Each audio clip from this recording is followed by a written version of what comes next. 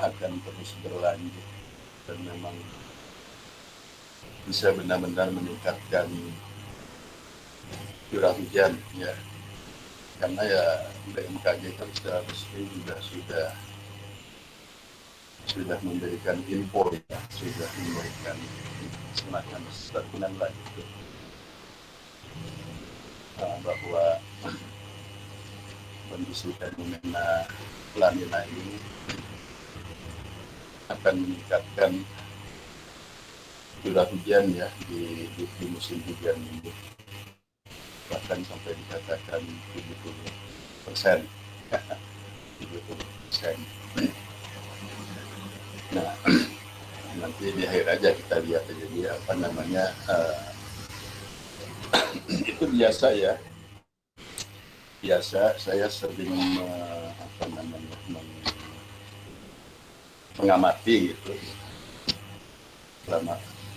selama ini ya, karena memang saya suka gitu melihat perkembangan dengan nuklir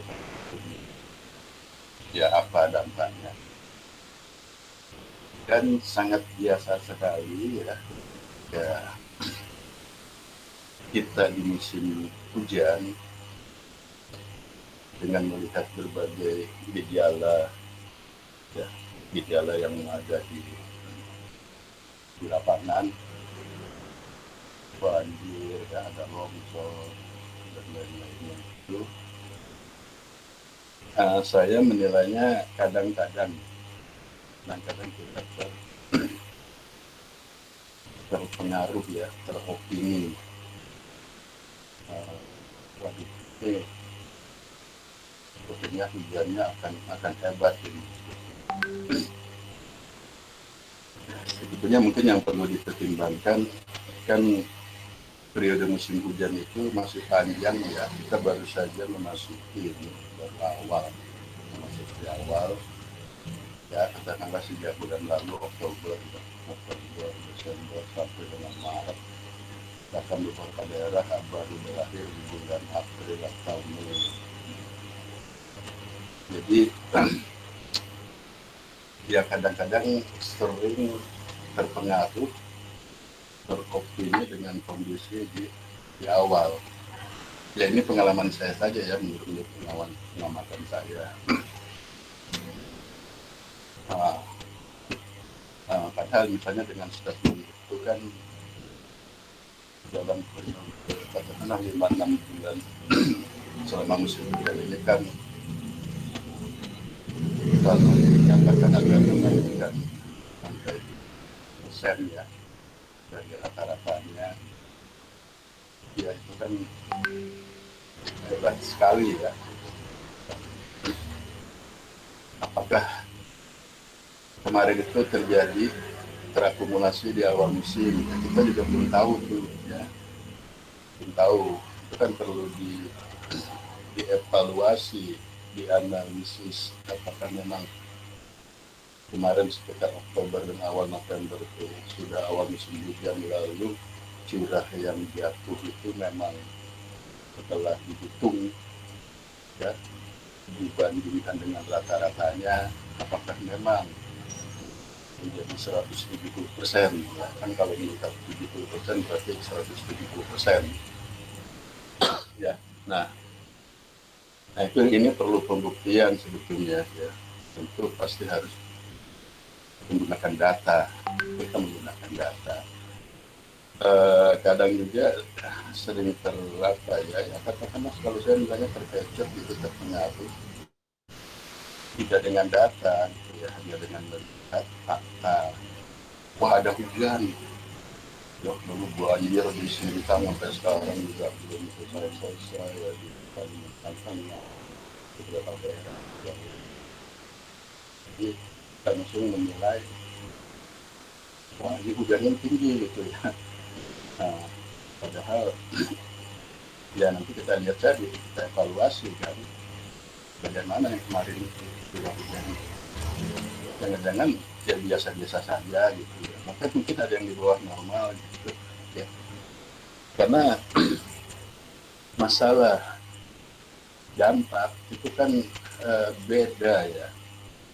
Dampak kan saya sering kemukakan, dampak itu kan terhadap lingkungan dan banyak sekali faktornya. Longsor, longsor pastilah itu memang ada hujan ya, triggernya ada hujan.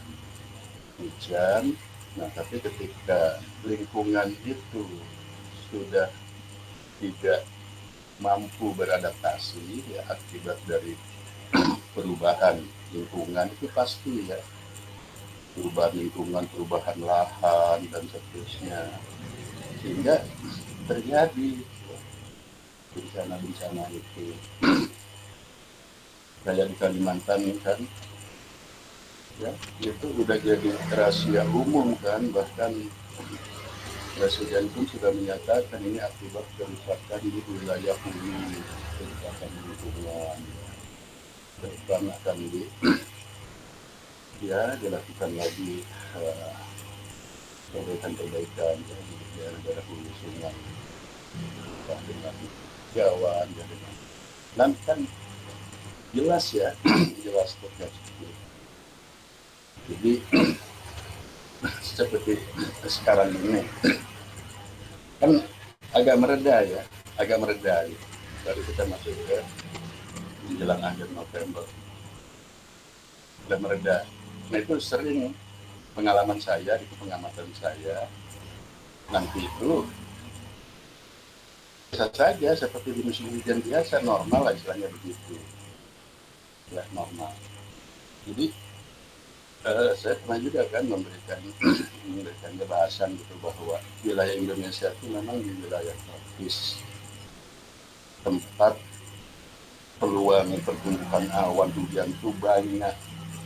Jadi hujan besar itu biasa di Indonesia, apalagi ketika di musim hujan. Biasa aja tuh ya. Ya memang seperti begitu. Nah, kemudian juga kan kita juga pernah ya dalam varietas musim itu menganalisis pengaruh La Nina. Itu memang pada musim hujan tidak begitu signifikan ya, curah hujannya itu mungkin bukan hanya dari perhitungan kita, dari praktikum kita ya. Beberapa peneliti pun banyak yang mengemukakan seperti itu. Sebenarnya kondisi La Nina itu di musim hujan ya normal gitu loh, biasa itu di wilayah tropis seperti begitu. Ada hujan besar gitu ya. Nah nanti kan kita lihat pasti ada jeda ya. Kan kadang-kadang kalau ada gangguan monsunnya bisa berhenti dalam arti dia akan berkurang lagi curah hujannya. Itu saya sering ya, cuma kan sama seperti kalian itu kalau udah bekerja kan ini beda ya antara statement sebagai ya ASN gitu nantinya ya. Itu memang tugas kita harus memberikan warning. Nah nggak apa-apa, toh memang fakta ada La Nina gitu ya. Walaupun beberapa penelitian menyatakan biasanya La Nina tidak signifikan gitu kan. Musim hujan, kecuali musim kemarau ya. Kemarau. Hasil hujan seperti itu, ya meningkatkan curah hujannya di musim kemarau, hujan. Ya, tapi sekali lagi ya, kita memang kewajiban kita. Cuma kadang-kadang kalau saya suka menilai statement kita seperti itu kita disalahgunakan gitu, disalahgunakan ya termasuk mungkin oleh instansi ya, oleh beberapa pakar, oleh pengambil kebijakan, seolah-olah apa yang terjadi di lapangan ini orang bilang kambing hitamnya itu ya hujan gitu kan ya, sehingga lupa lupa bahwa lingkungan ini sudah sedemikian buruknya, sudah sedemikian tidak bisa beradaptasi lagi. Kan kalau seperti itu menilainya jadi salah salah kaprah, bisa salah kebijakan segala macam. Ya. Itu hujannya lah, kalau hujannya kecil juga enggak, kan seolah-olah begitu ya bahasa sederhananya. Nah itu ya kadang-kadang sering dijadikan itu Bogor ya kemarin beberapa waktu saya aneh juga kok Bogor ada tanah bergerak ya, memang ada hujan gitu ya. Tapi Bogor itu kan kita tahu ya, Bogor itu diistilahkan kota hujan. Yang namanya kota hujan ya dari dulu, dari zaman nenek moyang kita hujannya memang besar gitu. Ya apa biasa gitu. Nah lalu ketika ada dampak-dampak terhadap lingkungan, ya itu, wah ini hujannya nih sudah berubah, sudah semakin tinggi, padahal belum tentu juga, bisa dibuktikan itu juga datanya lebih tinggi dari historis sebelumnya. Nah kan kalau kita lihat, itu ya pastilah perubahan lingkungan sih sudah jelas ya di kawasan Bogor Partai Puncak itu. Silakan aja ya, beda sekali. Dulu zaman saya SMP gitu ya, kalau main tempat saudara hujan di panas, wah masih terasa dingin, masih terasa ya, kiri kanan jalan itu masih asri ya, nggak ada kita ngeliat begini-begini gimana gitu ya. Dan sekarang silakan aja dari Bogor sampai Cianjur udah habis kiri kanan jalan. Kita tuh belum tahu di dalam-dalamnya tuh lebih hebat lagi ya. Itu kalau di dalam-dalam masuk gitu ya, perkebunan-perkebunan, wah itu pila-pila bangun rumah-rumah udah banyak, cuman sudah nampak gitu dari jalan raya gitu. Nah itu ya, sehingga kan kalau yang disalahkan hujan itu lupa ya, tapi kalau fokus oh ini lingkungan nih sudah parah ini, nah diperbaiki lingkungannya kan, dibuat kebijakan aturan-aturan gitu kan, tidak boleh lah dibangun villa terus bagaimana dulu pernah ada begitu ya, sudah biasalah ya aturan itu paling seminggu sampai sebulan lah paling lama tuh rame, setelah itu kan hilang itu biasa hilang. Nah sekarang ternyata dampaknya jelas muncul. Jadi memang itu yang sering saya amati ya. Nah, kita kadang-kadang terbawa, tapi saya tidak menyalahkan juga kalau memang BMKG harus membuat statement seperti itu, karena juga ada ya, ada argumennya lanina. Begitu ya kemarau, nanti itu kemarau ya. Silahkan nih kamu pegang ya kata-kata saya. Kita mungkin masuk di 2021. Coba saja perhatikan, kalau di awal kemaraunya tiba-tiba hujannya hilang, ribut, pasti masyarakat ribut. Kadang-kadang kita juga terpancing ketika mau menyusun peraturan musim kemarau, ya, karena sudah ribut nih opini di masyarakat. Wah ini kemaraunya akan kering atau gimana gitu.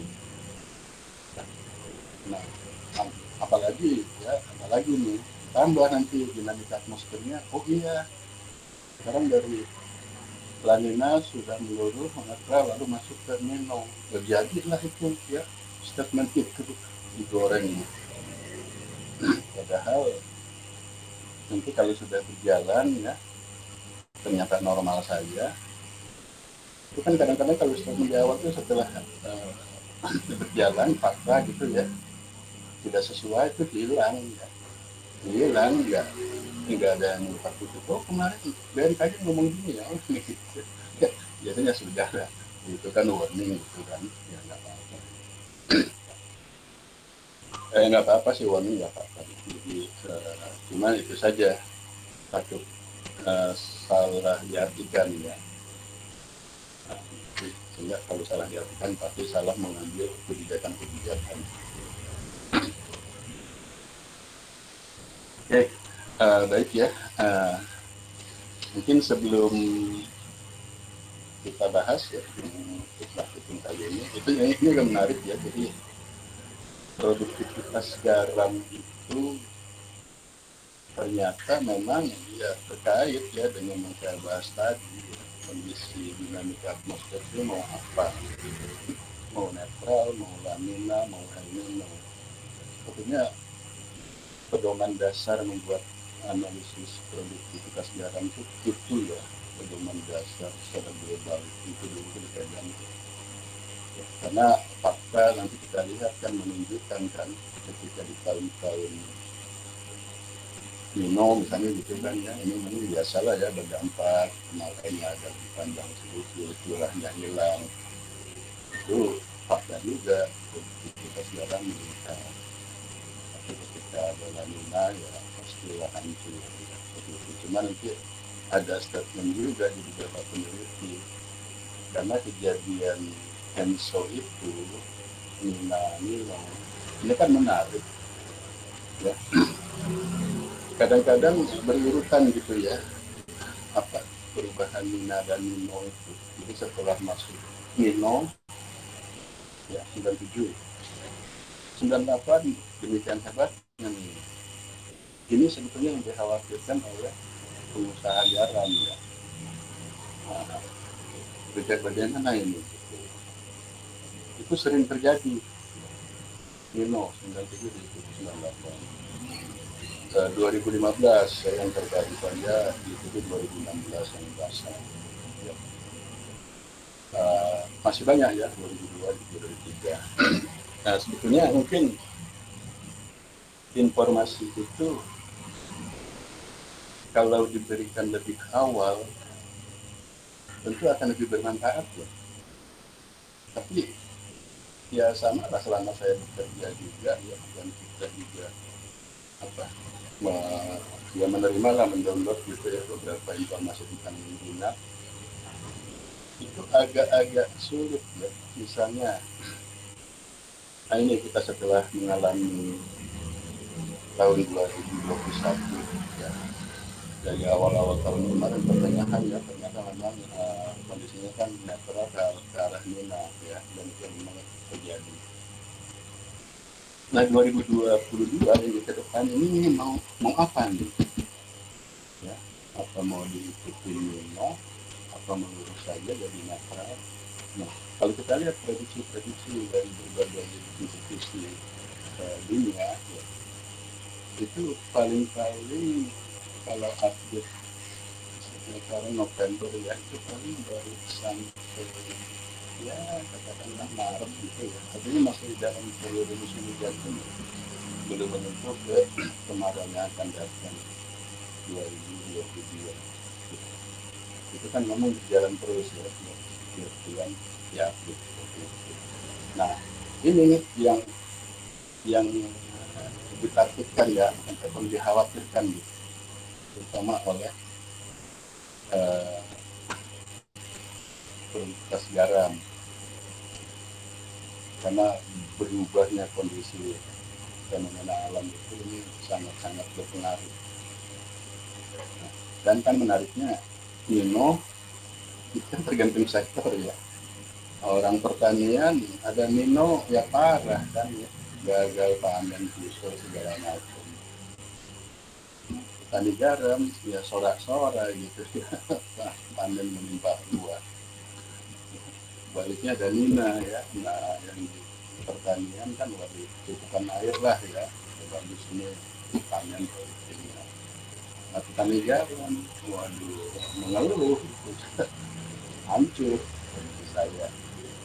Memang ya seperti itu ya, beda gitu ya antara apa produktivitas garam dengan pertanian ini. Oke ya, jadi itu ya.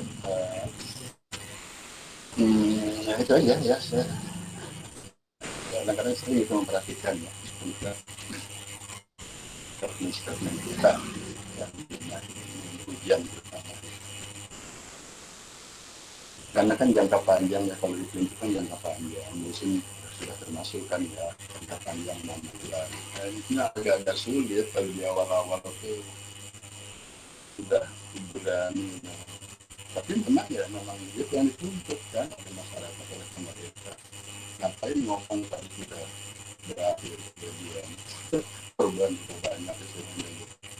Dan kadang-kadang dicemooh kita oleh masyarakat. BNKB misalnya sudah kejadian karena bisnis ya apa saja kan banjir, gempa, tsunami, buat apa ngomong korban korban di balik kenyataan itu kan pertanyaannya masyarakat memang jauh-jauh sebelumnya. Itu kemampuan kita juga kan ya, sarana prasarana SDM ya, bukan hanya kita Indonesia, negara-negara lain pun begitu ya. Negara sulit kan bicara jangka panjang, walaupun model-model sudah banyak ya, mau kita prediksi 3 tahun 5 tahun saja mau model-modelkan pakai A5 saja sudah selesai. Tapi apakah benar hasilnya seperti itu? Sama model bisa kalau beberapa kali.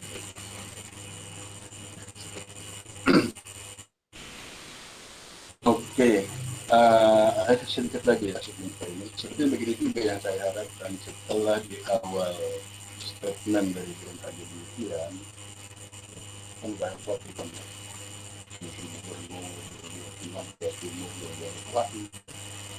Nah, kalau saya kepengennya, ini kan waktu berjalan kan monitoring kita terus ada, monitoring dinamika atmosfer terus, semakin dimanfaatkan.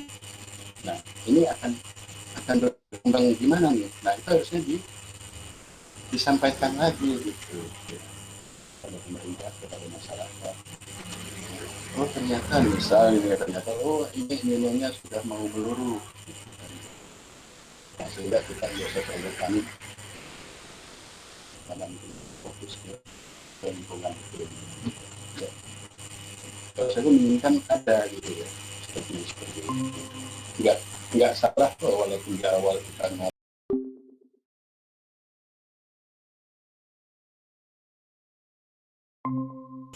ketimbang diem aja, tidak salah diem gitu.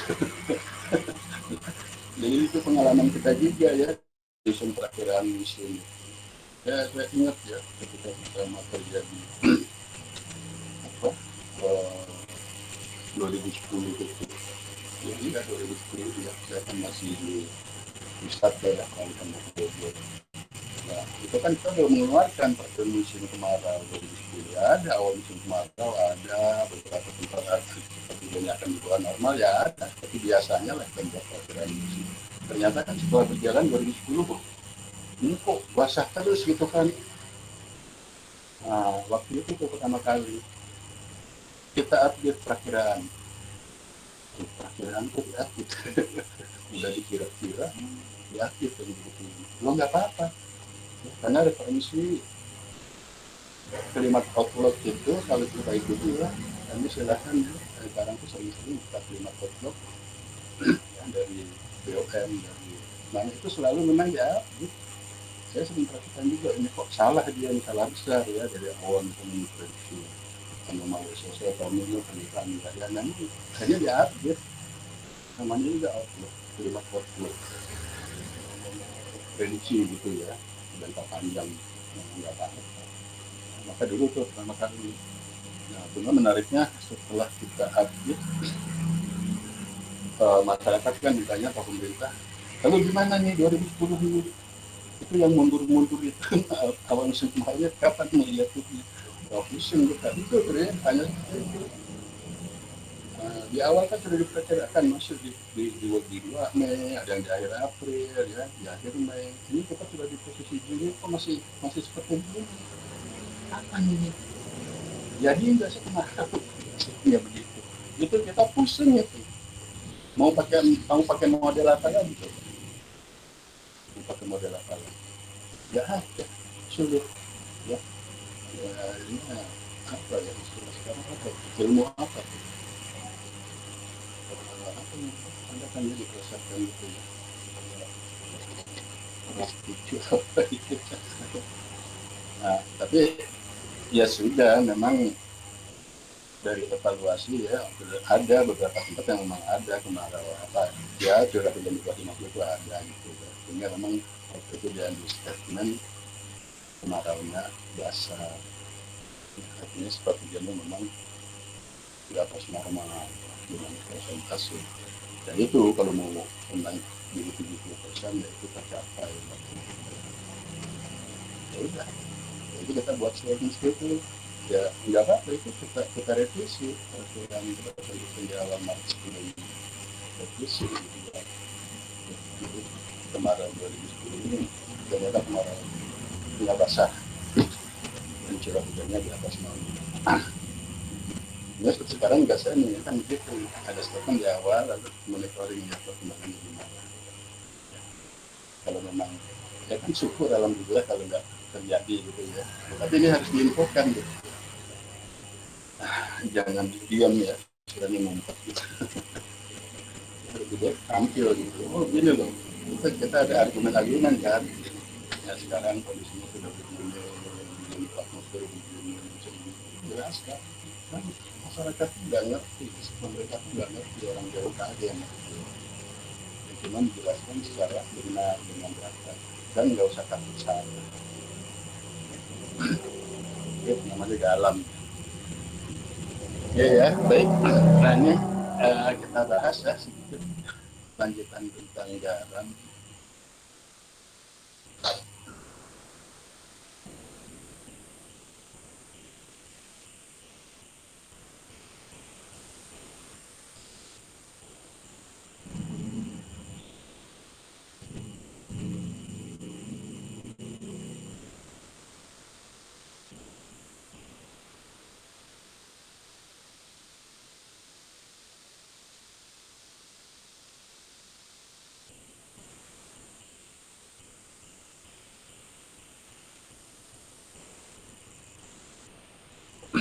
Baik ya, sudah muncul ya.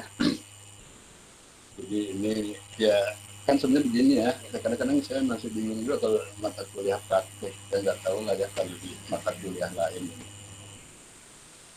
Kalau praktek itu kan benar-benar harus praktek kan ya, judul tema yang kita bahas itu. Tapi kan ya saya berpendapat begini. Bayangkan 14 kali pertemuan ya, 16 dengan UTS dan UAS. Di kurikulum silabus juga kan demikian banyak ya, sudah kita bahas di kontrak belajar kan yang harus disampaikan.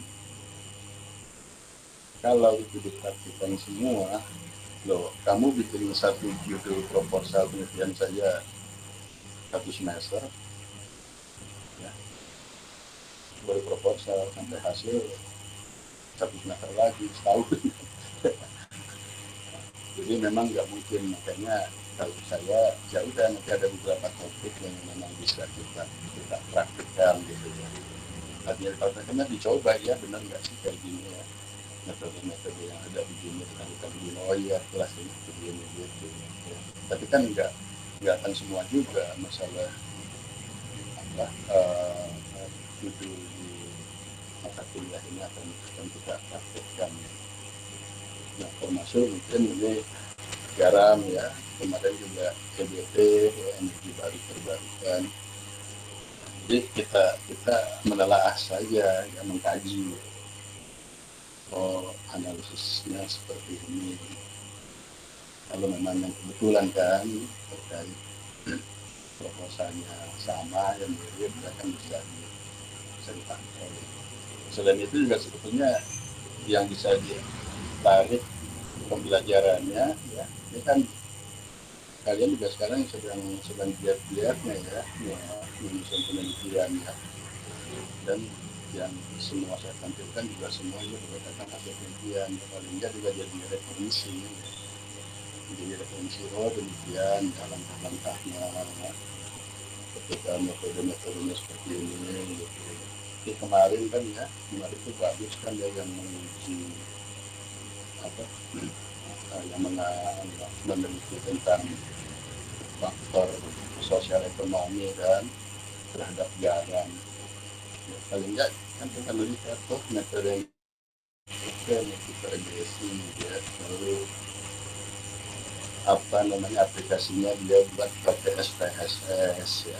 Padahal kan kalau kalian apa namanya familiar dengan SPSS silakan ya, kalau tidak pet misalnya. Indikator itu yang menurut saya apa ya, murah meriah gitu ya, mudah gitu ya gitu. Nah itu kan kemarin kita lihat ya cara dia menganalisis kan ya, dari sekian parameter itu ya, sebelum dikaitkan dengan produksi kan semua diuji dulu, normalitasnya, heterogenitasnya, yang semuanya itu kan itu memang syarat ketika kamu tuh mau mengambil metode statistik ya, statistik apa, saya ambilnya apa namanya, multiple regresi, pasti kan, oke. Nah maka harus tahu nih langkah-langkah multiple regresi. Jadi kan multiple, ini banyak banyak parameter nih, gitu kan. Nah, uh, kaidah di statistika itu, ya, kan parameter-parameter itu pasti akan dijadikan apa namanya, indikator ya untuk menduga sesuatu ya, y gitu ya, y sama dengan x1 x2 x3 begitu kan. Ya, nah maka di kaidah statistik itu si x1 x2 x3 itu harusnya kalau mau dilakukan untuk regresi, nah itu harus diuji dulu kenormalannya, ada enggak dia apa namanya, apa monoterminat atau dia apa namanya, uh, apa antar antar parameter itu gimana sih gitu ya, normal enggak gitu ya. Apakah dia nanti ada salah satu parameternya, oh dia tidak tidak monodisitas ya, dia hetero gitu. Dan ini kan akan mempengaruhi kepada nanti persamaan equation akhir, ujung-ujungnya kan pasti lah, saya yakin ketemu menghitung equation akhir y sama dengan bla bla bla gitu ya. Nah ini yang bla bla bla x1 x2 x3-nya kalau tidak mengikuti kaidah statistik ya, harus normal, harus angka satu parameter tidak apa sih namanya, hetero itu ya, jadi dia tidak saling mempengaruhi, punya pengaruh gitu ya. Nah, jadi kita yakin evaluasi yang dikeluarkan dari multiple itu ya pasti bagus kan gitu. Dan kemarin kita lihat belajar itu setelah evaluasi ditemukan kan diuji hipotesis, diterima gitu ya kan, dari masing-masing parameter itu, parameter A diterima gitu kan, ada yang ditolak ada yang diterima, tapi kalau secara simultan bareng-bareng diterima gitu, bareng-bareng perebutan gitu ya, yuk ini si pengaruhnya, nah itu signifikan yang berubah ya. Itu yang bareng-bareng ini banyak nih, ada 5 parameter X1 sampai X5, oh mungkin saya X5 nggak terlalu signifikan bahkan ditolak, tapi ketika dia gabung bareng-bareng itu ya, olah-olah mempengaruhi nilai. Jadi itu seperti itu ya, maksudnya bisa diambil pelajaran itu ya. Kan kalau masalah tema dulu tuh bebas aja, namanya metode multiple regresi itu dipakai apa saja, mau bencana, mau kemarin energi baru terbarukan termasuk juga garam atau yang lain-lain.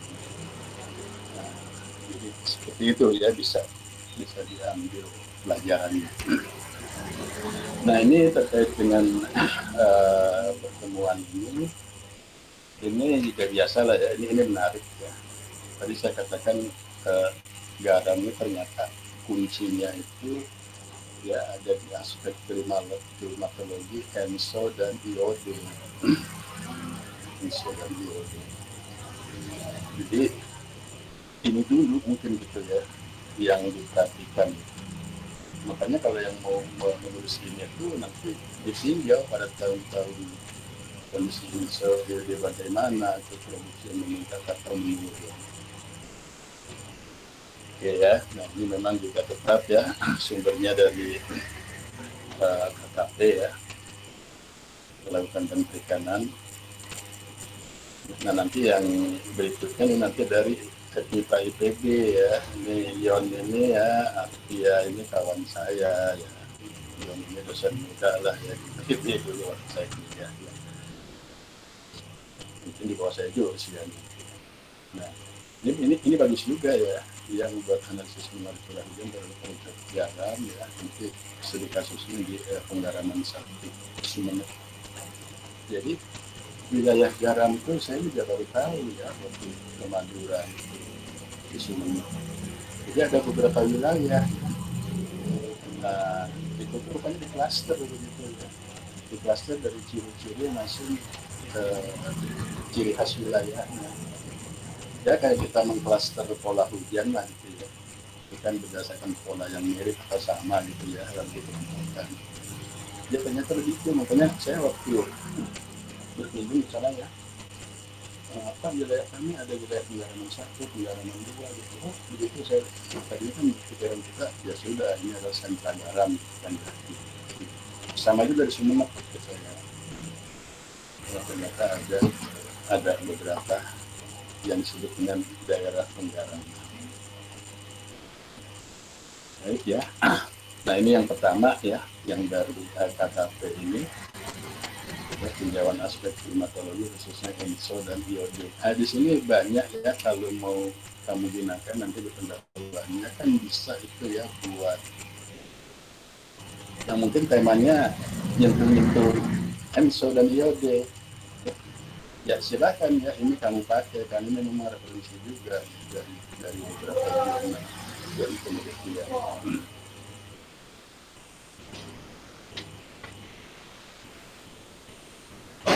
Bentar ya.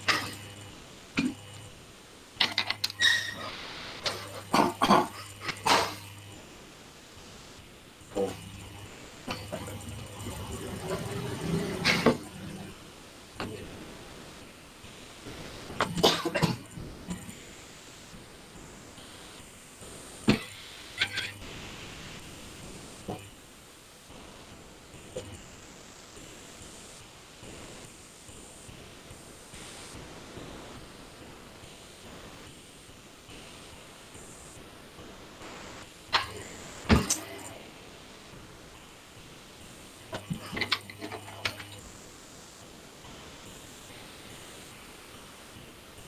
Baik ya, jadi sekali lagi ya, referensi ini bisa juga kalian gunakan ya, siapa aja bisa ya, dan sah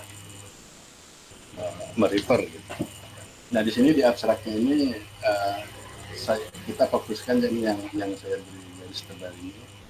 Ya, jika terjadi ENSO sangat kuat bersamaan dengan iode positif, maka perlu diwaspadai ketika terjadi kecenderungan berubah menjadi lanina secara drastis. Apalagi nanti dibarengi dengan iode yang negatif di tahun berikutnya. Jadi rupanya itu ya, peneliti ini juga fokus ke situ. Nah, itu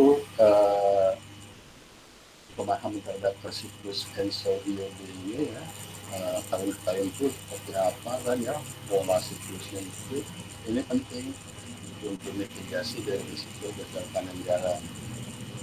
Ya. Dan juga mungkin ya bagi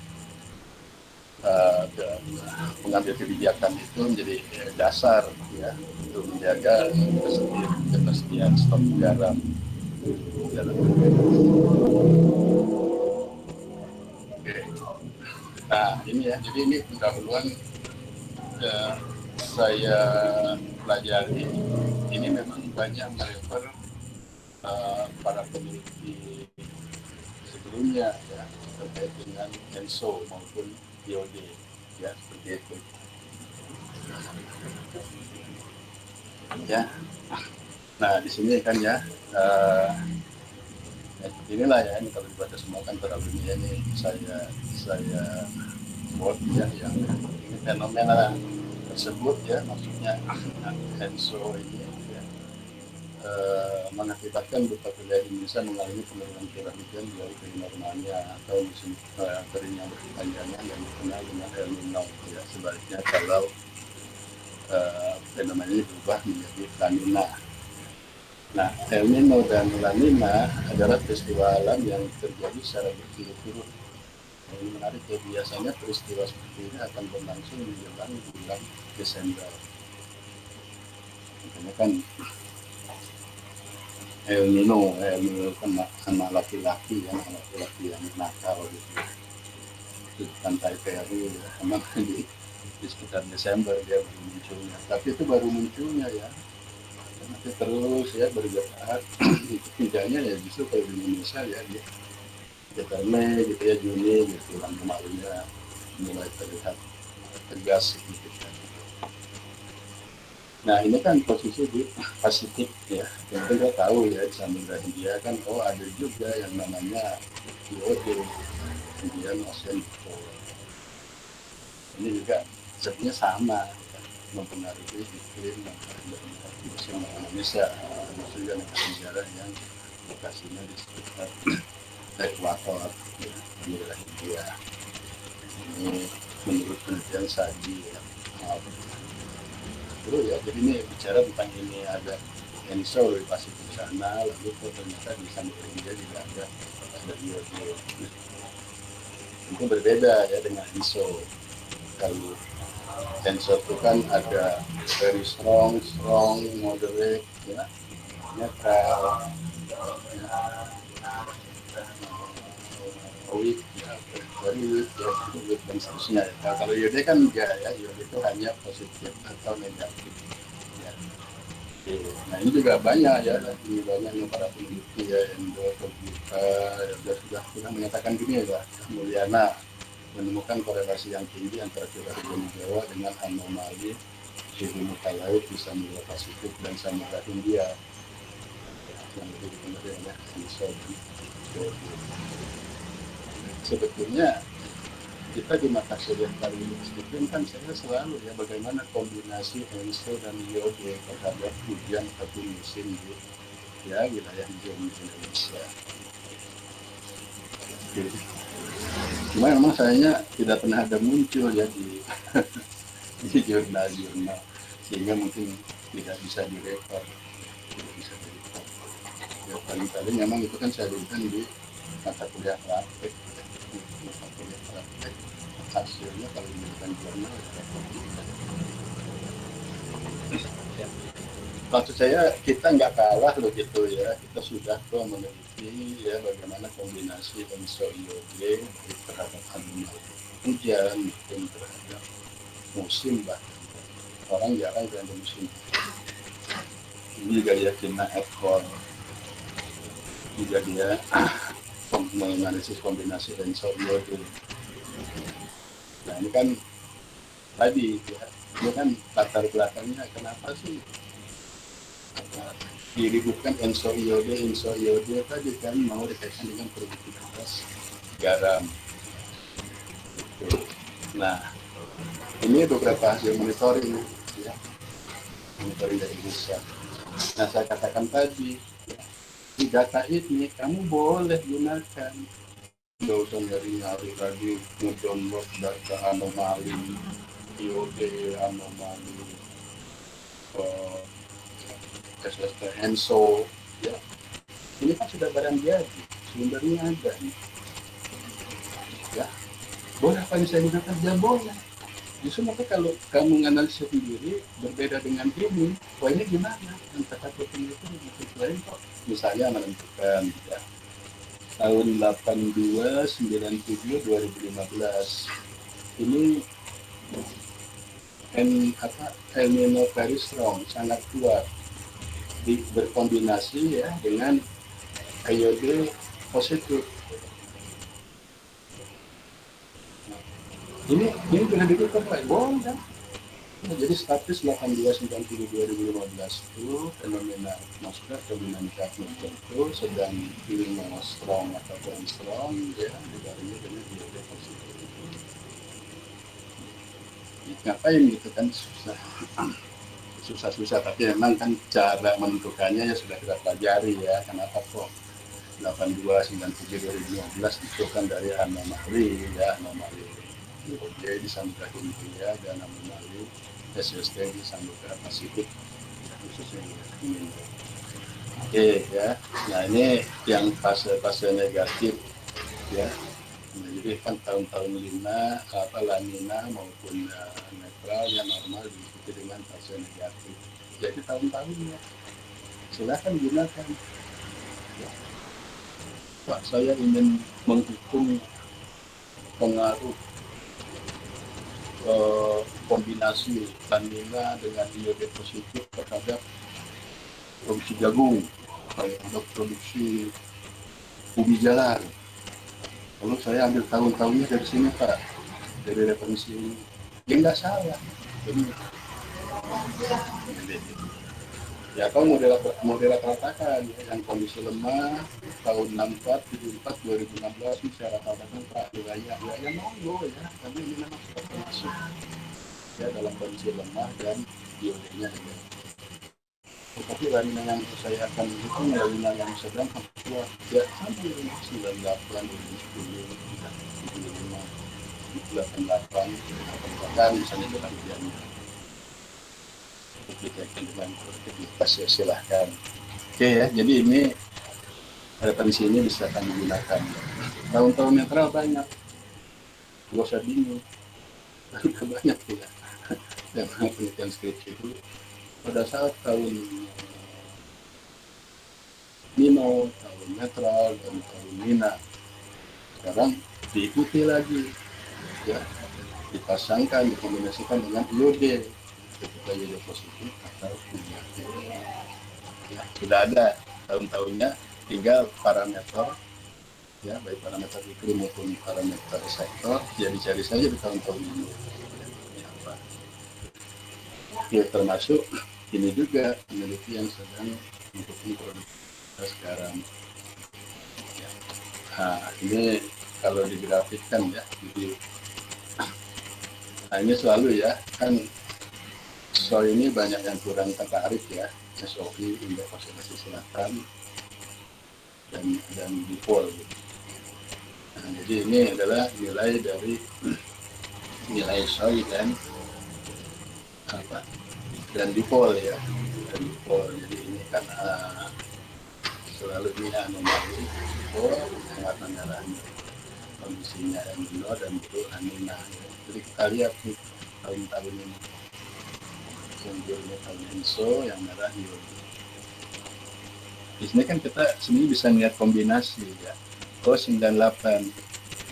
Dia berkombinasi antara adanya El Nino dan Yogi yang positif. Ya kan Yoginya positif, anomali Nino-nya di atas 2 derajat. Itu ya menjadi hubungan. Ini dalam tabel sebelumnya itu tadi ada terlihat ya tahun-tahunnya. Jadi, nah ini sudah ya, jadi dari apa kombinasi hubungan iode, Enso, ya lalu banyak ternyata para peneliti ya, Amerika, Laku, kami melakukan penelitian ya, dari kombinasi itu terhadap produksi garam. Intinya ini ya, kalimat ini kalinya oke lah ya, manusia kan yang butuh garam, dan ternyata bukan hanya manusia, terutama industri pertas jatuh butuh garam ya, soda plastik, klorin, PVC ya, PVC ternyata pakai garam juga tuh ya, plastik yang kita pakai sehari-hari itu ada unsur garam yang mengawet makanan. Jadi memang penting ya. Nanti kita lihat data produksi garam juga di gambar 2 yang menjadi tadi tahun 2001 sampai 2008. Nah di sini nanti dilihat ya produksi tertinggi itu berapa.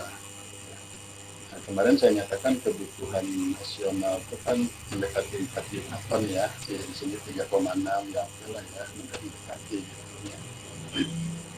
Kan kurang lebih gitu ya, 4 juta ton itu. Nah, kemudian akibat manusia perlu garam ya, industri juga perlu garam ya, maka memang perlu dilakukan kajian mendapatkan komparasi ya antara nilai soy iode terhadap produksi garam. Ini kan latar belakang ya. Oke, nah ini ya data produksi garam nasional 2021 sampai 2016. Kan terlihat sekali ya, kalau kita ini orang klimatologi itu, kalau saya selalu ya, kalau melihat rentetan tahun ini udah fokus saya ini tahun berapa gitu. Ya kan udah habitat kita ya. Oh kan nggak kaget 2010 mendekati nol produksinya ya. Oh iya lamina. 2016 juga kan. Oh iya. Nah, saya ini 97 nya nggak ada ya. Tapi yang terakhir ini kan sebenarnya yang ditakutkan tuh ini kondisi sekarang setelah 2015 ini terbukti melimpah ruah. Apa ini? Oh iya, El Nino 2015. Harapannya kan mau tahun depannya ya. Melimpah lagi, wah bisa kaya raya nih. Ternyata 2016 ada ya, Nino diikuti Yena. Tapi 2010-nya lihat ya, 2009-nya enggak Nino sih, netral-netral aja. Maka produksi juga rata-rata saja. Tapi begitu masuk 2010 Nina, anjir. Oke, ya kan data produksi sudah ada tahunan, mungkin bisa diperpanjang ya mulai ke belakang dan ke depannya, yaitu ya, kamu mau regulasikan dengan multiple apa saja nanti kan variabel apa namanya independennya kan ya produksi.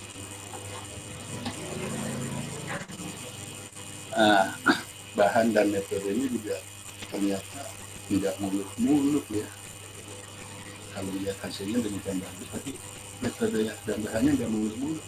Jadi bahannya cuma menggunakan data soy, ya, 81-16 tentu dari BOM, kemudian data dipol, ya, 81-17 dari Jamstek, ya, Jepang, kemudian data garam, tentu dari KKP, ya, ini kalau diambil dari anonim ini dari data apa namanya sekunder ya.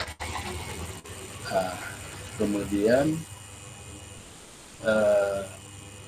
dibuat juga macam kayak logbook ya dari petambak petani garam itu di wilayah Rembang 7216. Jadi begini, data itu kalau seperti ini jadi maksudnya data sekunder ya, karena dia akan ambil atau tanya langsung ke petambak garam yang nanti dibuat.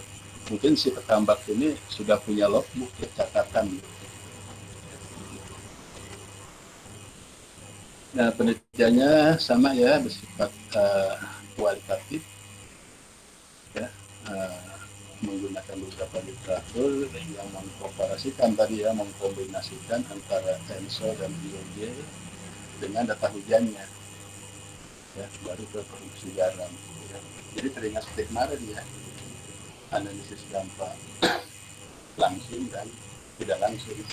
Tapi memang di sini kita akan menghitung luas tanam potensial ya. Jadi kan hujannya ini kalau juga hujan di apa namanya dikorelasikan dengan produksi. Hujannya kan ada penyebabnya, maksudnya gitu dia mundur ke belakang. Oh, dilihat kombinasi tension ini bagaimana hujan terbentuk, bagaimana terhadap produksi. Nah, ini masuk ke hasil pembahasan. ini masih bla bla bla ya tentang musim. So, seperti yang terjadi pada akhir tahun 97 yang menyebabkan terjadi curah hujan dan terjadinya musim kemarau panjang.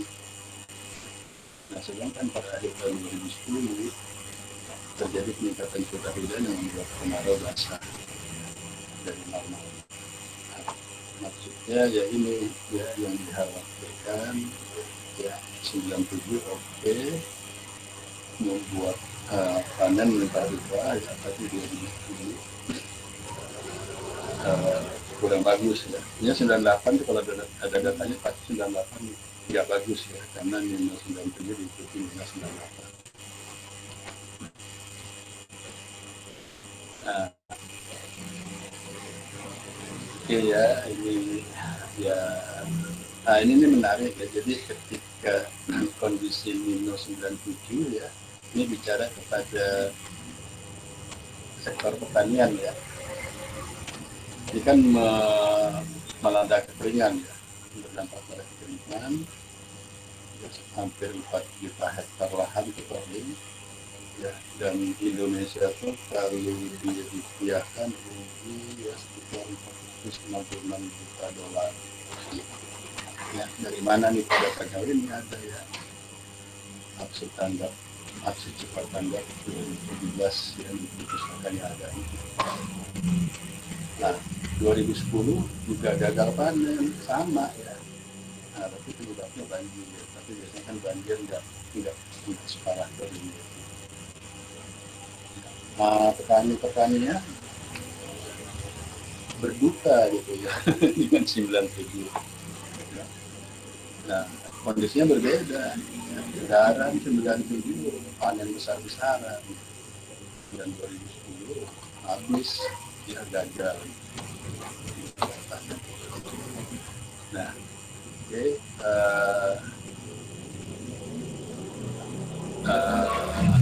ya jadi ceritanya itu aja ya. Kemudian dari data sekuler Logbook itu ya, dari petani garam itu ya, itu dicatat ya, nanti kita lihat di tabel 2. Nah, ini adalah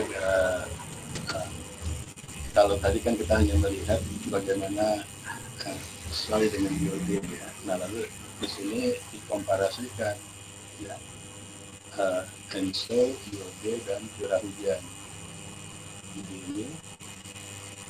Ini anomali curah hujannya. Kemudian yang ini adalah ENSO ya, dan yang merah ini adalah biode. Ini curah hujannya kok kecil Pak, anomalinya enggak, ini harusnya anomali yang dilihatkan anomalinya. Nah, yang di kotak-kotak ini terlihat ya 97, 98 dan kondisinya ini El Nino. Kemudian ini juga ya 2000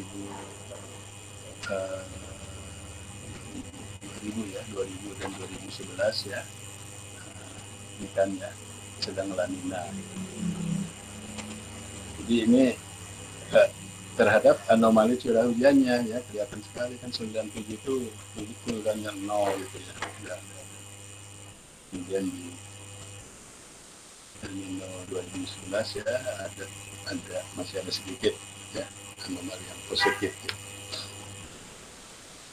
Nah, kemudian ini tabel ya, tadi ya ini yang dikatakan dari logbook ya.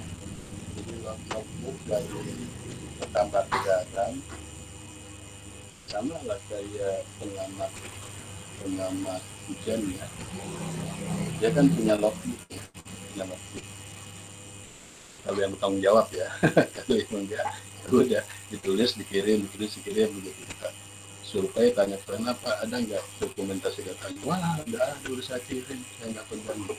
Harusnya mereka juga punya ya macam logbook.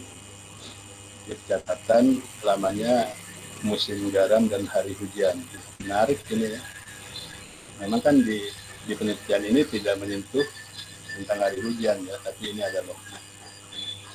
Nah, panjang ini ya, dari tahun 72 sampai 2016-an. Jadi di sini kolom lamanya musim. Musim ini musim garam gitu ya sebutannya, satuannya hari. Nah di sini terjadinya hujan kali ya, hari bersama berapa kali berapa hari. Nah di sini kan yang menariknya kalau kita lihat 97 ya. Nah 97 ini begitu lama itu ya, apa namanya, musim, kalau di pertanian musim tanam ya, ini musim garam lah kita katakan, musim garam 173 hari, lebih berapa bulan tuh ya, hampir 6 ya, 6 kali 30 180 ya. Dan banyaknya hari hujan ini kan rendah sekali ya, cuma 7 saja dari sekian hari, makanya panen melimpah ruah. Dan 2010 nah kita lihat yang bisa dipakai oleh tenaga garam itu cuma 20 hari, itu pun hancur ya. Dan dalam 20 hari ini juga masih ada hujan 7 hari, maka ya kelihatan sekali ya beda gitu. 7 hari tapi dalam musim garam yang 20 hari itu, ini 7 hari tapi dalam musim garam yang 193 hari ya, gitu.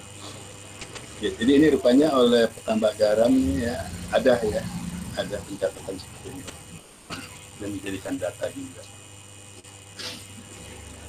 Nah ini perbandingan curah hujan dengan waktu musim garam tadi, mulai 72 sampai 2016 ini curah hujannya, dan ini adalah musim garamnya, satuannya hari. Dan kelihatannya agak mencoloknya 2010 tadi kan ya, musim harinya cuma sekian hari, dia memang curah hujannya tinggi dibandingkan dengan 96-97 ya, musim garamnya panjang ya, dan memang hujannya ini setahun ya, 97 ini kecil sekali ya, di bawah sekitar 2000, tapi setahun itu ya, dilihat hubungannya seperti itu. Ya udah, ini cuma narasi saja, narasi dari tadi gambar rumah dan ya. Kemudian ada yang menarik tadi di grafik ya, kondisi 2009 ya, kan 2010 kan 2009 ya. Karena teori 2010 ini, nah apakah 2009 ini ya, sebenarnya saya katakan enggak ya, 2009 itu ya netral aja lah. Jadi ada kejadian pada tahun 2009 musim garam berlangsung lama. Tapi apa nih yang menyebabkan lama? Padahal kondisi fase IOD ini juga netral ya, dia tidak negatif juga. Nah, tapi memang bersamaan dengan ninonya yang nino sedang. Kalau 2009 ini ada ya nino sedang. Ya maksudnya walaupun IOD-nya netral ya, tapi ada pengaruh ini. Dan kita 2009 juga lebih lama waktu musim garam. Tapi dari produksinya ya, saat IOD dibanding dengan IOD netral ini memang ada panen garam ini sedikit lebih lama ya, lebih lama, antara 2,5 sampai 4 bulan. Ini kan narasi-narasi ini juga menarik ya, pembelajaran buat kalian ketika menyampaikan historis data parameter apapun ya. Lalu di judul tema fokusnya ke salah satu parameter nanti yang dikelompokkan menjadi kuat, sedang, lemahnya apapun kan juga tidak selamanya risk data yang ada itu menggambarkan seperti tema yang diinginkan dulu. Nah itu bisa diangkat di dalam narasi pembahasan. Nah, seperti kasus ini kan ternyata ini di sini kejadian yang di luar ya, di luar kombinasi tadi ya, IOD kalau tidak positif negatif ternyata netral, jadi bahas juga. Oke, nah ini ya, jadi ini ada perbandingan antara produksi garam ya, yang warna biru ini dengan nilai 34 ya, yang warna hijau ini ya, dan iode. Ya, jadi lagi-lagi nampak di sini 2015 lanina El Nino. Nah, ini kan ya anomali ini tipenya juga positif ya, produksinya hebat ya, 3,2 ton. Masuk ke 2016 hancur ya, 0,01 ton. Jadi ada ya tahun lain ini 2010 2011. Sebetulnya dari grafik ini aja bisa cerita banyak ya. Belum kita melangkah ke regresikan, dikorelasikan, belum itu ya. Dari cuma membuat grafik produksi, grafik anomali Hanson, ya, lalu anomali Paul ya, itu udah cerita banyak.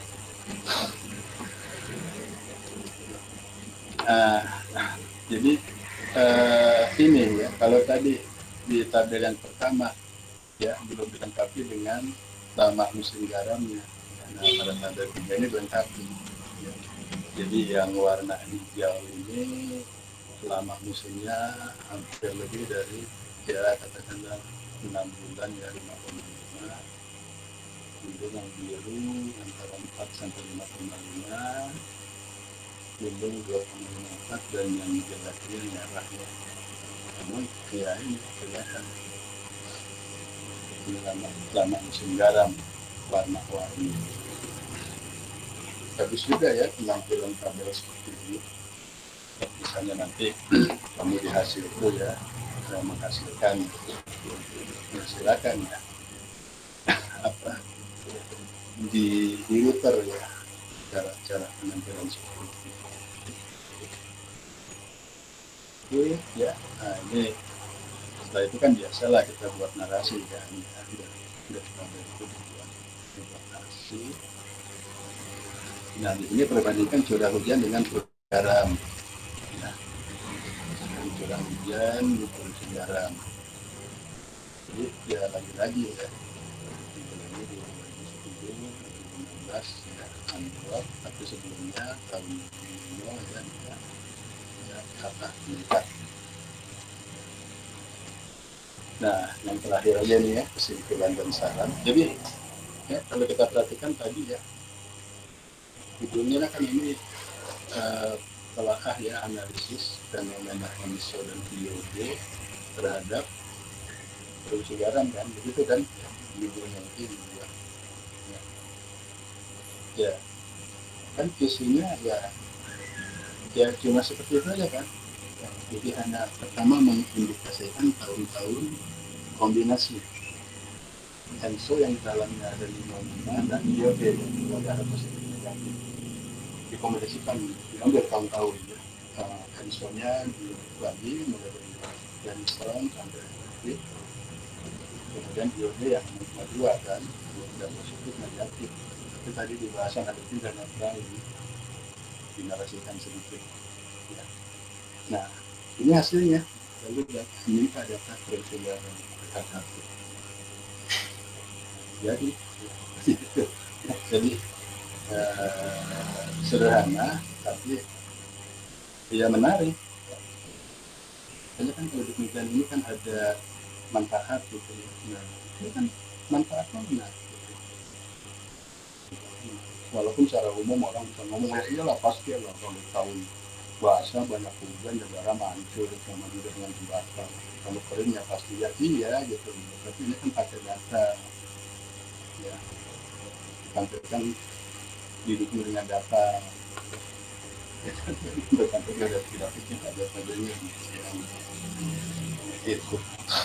Jadi ini kesimpulannya sama saja tadi ya, sudah dibahas. Nah, kemudian untuk sarannya mungkin dengan mengetahui konteks produksi yang telah dilakukan diharapkan dapat menjadi dasar bagi pengambil kebijakan untuk menjaga keseimbangan stok garam. Dan kejadian terburuk yang pernah dialami ya oleh produksi garam rakyat misal di tahun 1998 ya setelah 1997 diharapkan tidak akan terulang kembali. Nah ini berat bagi BMKG ya ketika sudah berjalan tahun Nino dan akan dilewati, ini ke depan ditanya oleh petani garam, oleh rakyat petani garam. Tahun depan gimana nih? Biasanya habis Nino kan Nina. Itu tantangan buat kita. Ya. Nah, syukur-syukur kalau datanya lengkap ya, dengan berbagai konferensi analisis ya. Oh ya, tahun depan akan ada kecenderungan La Nina dengan probabilitas sekian. Tahu? Oh enggak. Tahun depan netral aja kan? Itu habis Nino. Itu kan itu juga statement itu. Oke ya, ini dari hasil penelitian yang pertama dan yang ini banyak ya, ini juga pustaka-pustaka ya bagi yang terkait dengan masalah ENSO dan IOD. Ini bukan hanya untuk ke garam ya, pustaka ini ya bercerita tentang ENSO dan IOD ya, ini kan juga ada ya detik finan 100.000 hektar sawah lani gagal ya, ini kan bukan garam ya, tapi di tahun 2010 ya dia kan ngambil pustaka ini 2010 kan tahun La Nina dibandingnya dengan IOD yang positif ya begitu ya. Jadi boleh ya diambil pustaka-pustaka yang menyangkut dengan tema yang kamu ambil ya, tidak selalu garam gitu ya, bisa dilihat dari tahunnya. Banyak ya di pustakanya. Ruminta ini, Ruminta saya pernah bertemu dengan orangnya ini, aktif ini dia nulis ini. Kami Imron ya. Oke, ini beberapa pustaka yang digunakan.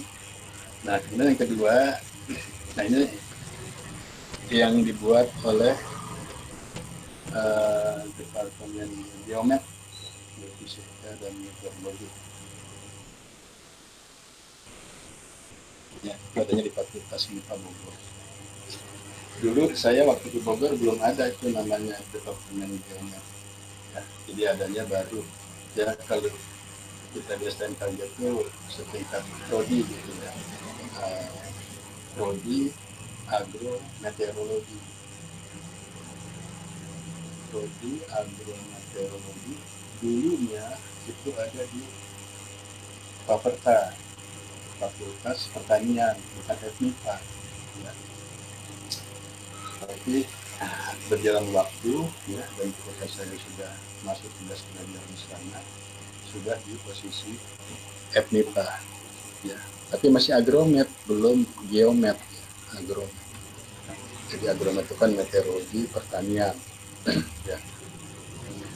Nah, saya kepengen tahu ini ketika berubah jadi geomet murni enggak sih ya, ada pastinya di bawahnya harus ada program studi geofisika, program studi meteor. Oh nggak ada, yang di dalamnya tetap saja agromet. Oh begitu. Iya Pak Nur, tetap yang seperti Pak Nur kuliah dulu itu ya itu agromet itu ya. Nah ini departemen geofisinya belum ada Pak. Jadi kan ada di Bandung ya, di Bandung ITB itu ada ya, geofisika. ITB ya belum ada ke meteorologi. Saya pikirnya meteorologi pure ya, sains basic meteorologi, yang enggak agromet itu nampak dulu kuliah itu. Oh gitu. Ya udah, ini kan cuma main batu saja ya. Makanya saya katakan Kion Sugiarto ya, Alfia, ini kawan-kawan saya. Oke, Nadia menulis tentang pengaruh curah hujan ya di wilayah Penggaraman 1, Sumeneb, Madura. Nah, di sini di abstraknya tidak terlalu banyak ya. Ini pembelajaran ya. Dan standar abstrak itu nanti kalau kamu di hasil itu sama ya, katakan ada 4-3 kalimat ya, baris paling lama 4 baris itu sedikit latar belakang itu ya, pendahuluan latar belakang, kemudian diikuti daftar dan metode yang digunakan dalam terus hasil. Biasanya hasil yang dapat spesial, karena kan hasil banyak. Makanya ini juga sederhana sekali ya, tidak terlalu banyak.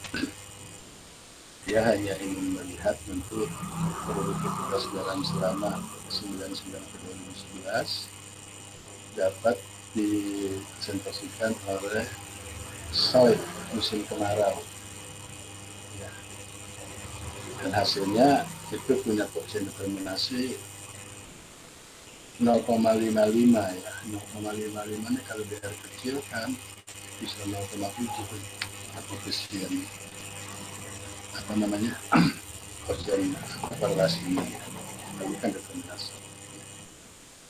Nah jadi penulis ini dia lebih fokus kepada soy musim kemaraunya terhadap produktivitas garam, sama seperti kita kemarin menghitung kan sudah ya, sudah kita bahas menentukan SOI ya, untuk nilainya dari mana, nanti apa nilainya dari mana kan ya, untuk menentukan 0,5 SOI. Kemudian kalau SOI kan hasilnya ya, hasilnya. Karena jarang juga nih ya yang berani menyebut SOI. Lalu kalau MSO kaitannya dengan anomali selesai aja.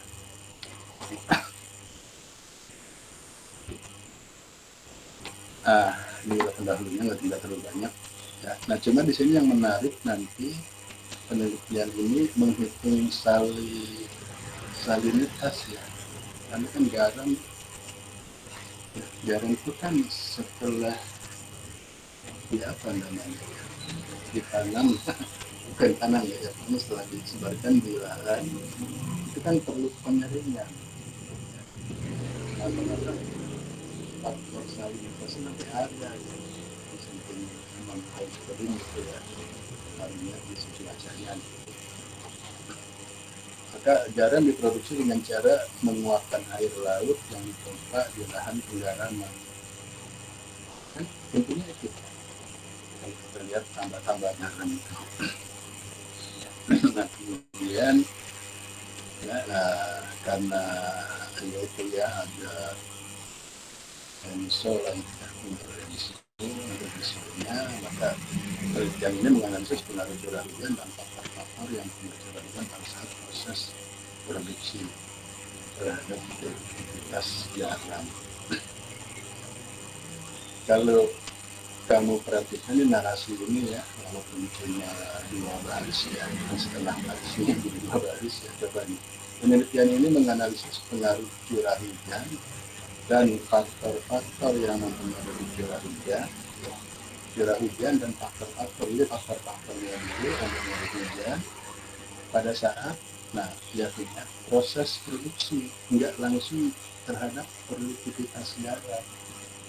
Ya, bagaimana proses produksinya, baru terhadap produktivitas garam.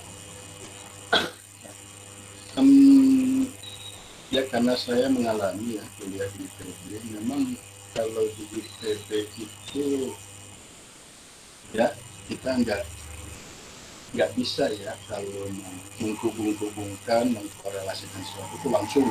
Kemudian dengan produksi, anomali Hensel dengan produksi, bagaimana caranya?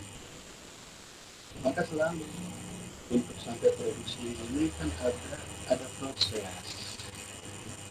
Pengaruh ini pada proses bagaimana bikin produksi. Dan si hujan ini juga kan ada faktornya yang mempengaruhi ini.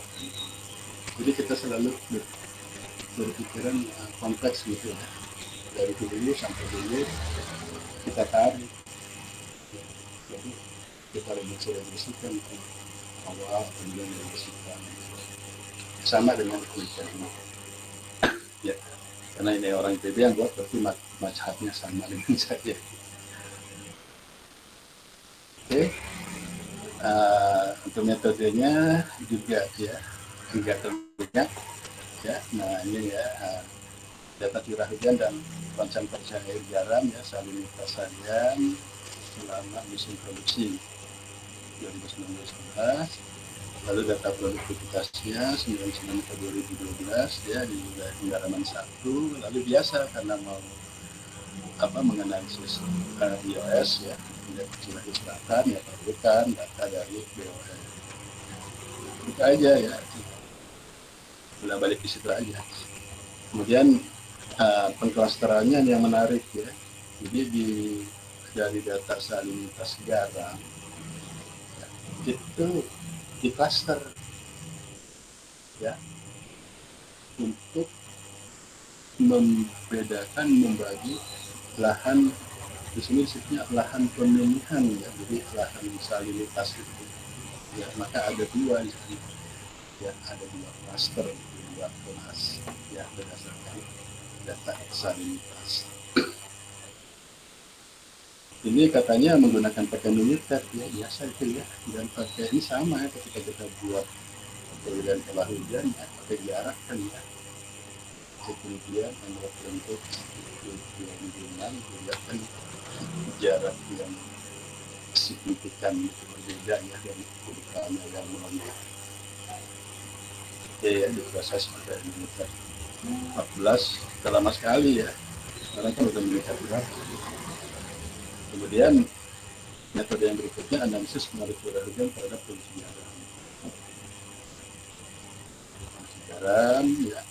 Nah nanti juga karena tadi kan produksinya ini prosesnya tadi ada salinitas, nah maka dikaitkan juga dengan salinitasnya dulu. Jadi enak ya, maksudnya nggak langsung ke produksi ya. Karena untuk mencapai produksi itu ada proses salinitas, maka itu juga dicari pengaruhnya. Kita hujan dengan salinitas itu. Oke ya, karena tadi sudah dikelompokkan ada dua pemilihan ya, dua kolam A dan kolam B ya, ini nanti dihitung ya, bagaimana menghubungkan produksi garam yang turun sama produksi garam ya. Akan ada trennya nanti ya, trennya ada ya, nanti akan dihitung produktivitas total secara linear. Kemudian yang berikut metode analisis pengaruh keragaman iklim terhadap musim ya. Enaknya keragaman iklim terhadap musim itu dulu, baru ke produksi garam. Gimana nih, apa sih Pak keragaman iklim terhadap musim?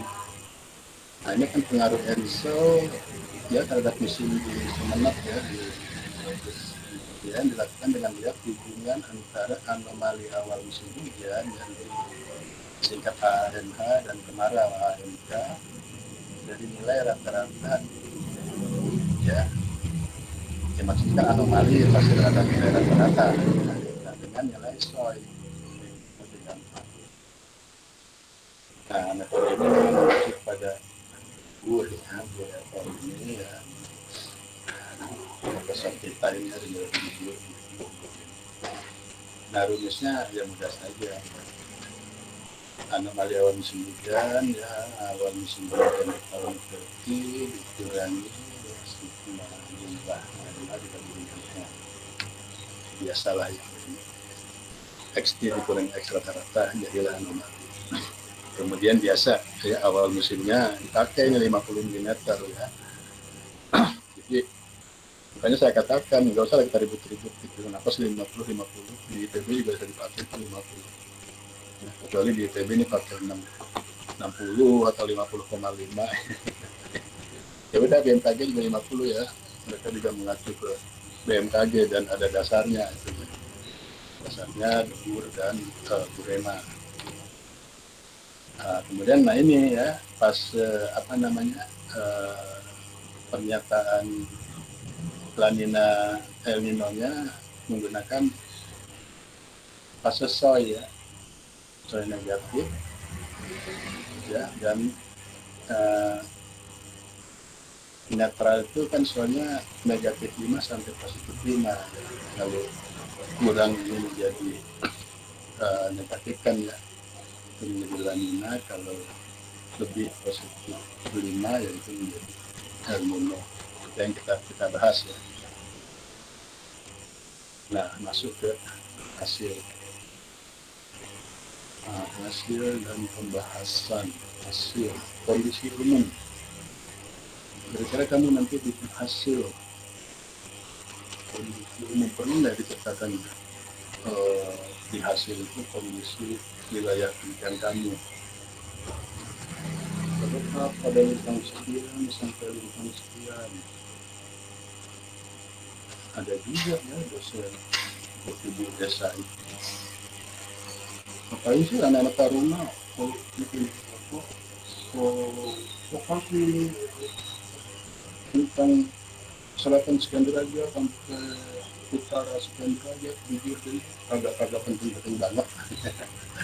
Itu ya ada aja kan yang begitu. Kalau dosen itu kagak penting banget lah gitu. Ya sebetulnya nggak juga ya, tidak semua juga dosen nanti. Ini kan informasi saja. Silahkan, di Sumeneb itu posisinya sebelum siapa tahu ada orang Sumeneb kan baru tahu ya, baca skripsi kamu, rumah saya tuh ada sekian derajat timur. Ya lalu tipe iklim Smith Fergusonnya di nggak apa, emangnya mau dikaji Pak Smith Fergusonnya? Ya enggak lah, ini informasi saja kan, kondisi umum ya, posisi lintangnya, koordinat demikian, fungsinya ya monggo aja ya, kan menambah informasi. Nah mungkin nanti mulai di sini kan ya, saat musim kemarau mungkin ini dengan jumlah bulan terkering ya, rata-rata 0,6 sampai 1 rata-rata dalam setahunnya. Artinya di Sumeneb 3,5 sampai 6 bulan musim dingin, tapi kan kita gak ada musim dingin kan, musim hujan. Nah terus ini ya, pertama sama tuh ya, sama dicari dulu AMK dan AMH. Kan tadi metodenya menggunakan AAMH dan AAMK, maka kita harus tahu AMK dan AMK-nya ya. Data apa tuh? Dasarian itu sama ya. Dasarian kan bonyernya 50 kan batasnya ya, itu udah deh Pak, dari Januari 1 sampai Desember 3 sama tuh cara menghitungannya. Kemaraunya katanya dasarian ke 14, ini indeksnya kan 14 ya, 14 kali 15 itu kan 5 kali 3 ya, kalau saya menghitung itu 5 kali 3 berarti kan 3, 14 minus 1 berarti minus 2 ya. Jadi bawah 50 ini dan berakhir di 32 ini. Kalau 33 kan 83 ya, 11 kali 30 itu 83. Nah ya, ini dulu yang dibuat. Oke, Ini kondisi umum, belum diapa-apain. Ya, kemudian juga tentang lahan dan luas lahannya, ya boleh ya disebutkan ya di kondisi umum semua tentang wilayah A sekian hektar, wilayah B sekian hektar. Nah, baru masuk ini kan di hasil, kita bicara hasil ya. Kita poin yang berikutnya baru pengaruh hujan terhadap ini kan hujan terhadap salinitas ini tidak langsung 32 pengaruh hujan terhadap produktivitas garam. kebiasaan buruk kita ya. Kan ada proses hujan terhadap salinitas dulu itu tentu memang harus dilihat secara prinsip lah ya, yang mengaitkan tentang hujan dan salinitas ini. Nah, kita diperoleh tabel seperti ini. Kita lihat nanti dari koefisien determinasinya, ini menunjukkan bahwa kemampuan curah hujan merepresentasikan perubahan salinitas. Ini di daerah penggaraman satu atau A, ini daerah penggaraman B yang kedua ya. Maka dicari tuh hubungan antara curah hujan dengan salinitas ya, didapat kesamanya ini yang salinitas diduga dari sekian curah hujan ya. Tapi kan selalu kalau kita menampilkan ekuation definisi pasti ada determinasi ini. Nah, ini kondisi tahun 2009, ini 2010 dan 2011. Kan akan dijelasin nih tadi ya, identifikasi. Jadi itu salinitas ini. Jadi kan akan terlihat nih ya, paling tidak di daerah penggaraman A, ya, ini ada di kelas 3-nya ya, bagus ini ya, 0,88 kuadratnya. Di B juga sama ya, pada kelas 3 0,82. Di tahun 2009 sebelum El Nino 2010. Di El Nino ya nggak bagus tuh ya, pengaruh curah hujan terhadap salinitas karena lebih banyak kan, biasanya R kuadratnya ya. Di sebelum, bukan di tahun Nina 0,88 ya, di kelas 3 penggaraman A itu, tapi di tahun La Nina cuma 0,37. Dan setelah Nina 2011 ya, meningkat lagi sedikit ya, 0,57. Oke ya, jadi ini berhitung dulu bagaimana hubungan curah hujan terhadap perubahan salinitas. Jadi kalau digrafikan tadi ya, wilayah B ya tahun ya 2009 tadi ini kan kelas-kelas 1 dan 3 ini tadi nilainya ada di tabel. Kemudian ini tadi nilai karya juga digrafikan. Boleh ya, ini kan bisa bilang masukan ya, masukan siapa saja ya, temanya apa saja, ini kan cara menampilkan hasil. Makanya saya tadi oke, kalau dari metodenya regresi pasti akan bersentuhan dengan determinasi. Nah, ya boleh digrafikan yang diperoleh kalau memang mau dibandingkan dengan kalau ditampilkan tadi ya seperti itu. Oke. Nah, karena kan di hulu, jadi di hulu gimana nih kaitan hujan dengan salinitas, baru masuk kan tengah-tengah yang pengaruh iklim terhadap produktivitas. Nah, pengaruh iklim di sini juga iklimnya itu di apa istilahnya, di apa, dikategorikan gitu ya. Jadi misalnya ini ya, ini kan ada 3 gambar nih, A, B, C ya.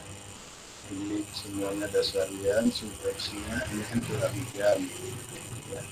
Nah, warna-warni ini dinyatakan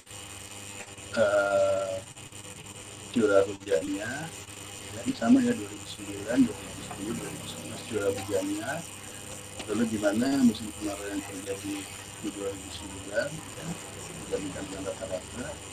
Nah, lalu bagaimana jumlah hari tadi ya, apa namanya, hari garam gitu, tanam garam ya, ya. Jadi di sini kan akan melihat membandingkan pra La Nina dan setelah La Nina. Nah, inilah kategori-kategorinya. Nah, ini baru tampilan data. Kemarin ini ya, lalu biasanya kan dari situ dibuat narasi. Ya. Kemudian ini pola curah hujan dan produksi garam tahunan. Ini data garamnya ya pasti ada ya tahunan 2009 atau 2011. Tadi kan ya pra La Nina dan pasca La Nina. Dan ini adalah curah hujannya. Ini